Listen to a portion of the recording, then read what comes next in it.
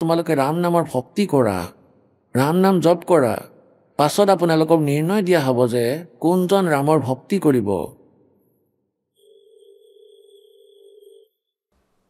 ये सौदा फिर नाही संतो यो सौदा फिर नाही और लोहे जैसा तावजात है काया देश राही।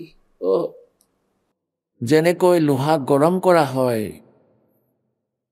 প্ৰথমে জুইত দি কমাৰ শালত লোহা গৰম কৰিছিলে লোহাৰে। এতিয়া আপোনালোকক এটা চিম্পল উদাহৰণ দি আছো।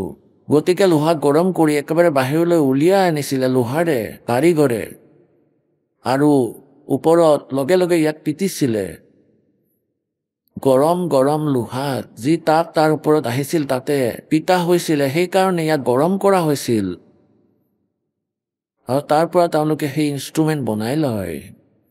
আৰু সেই লোহা যদি সামান্য ঠাণ্ডাও হৈ যায়, তাৰপিছত তাত যিমান ডাঙৰ হাতুৰিৰে নিপিটিলেও তাৰ পৰা একো বনাব নোৱাৰি, বেকা তেৰা হৈ যাব।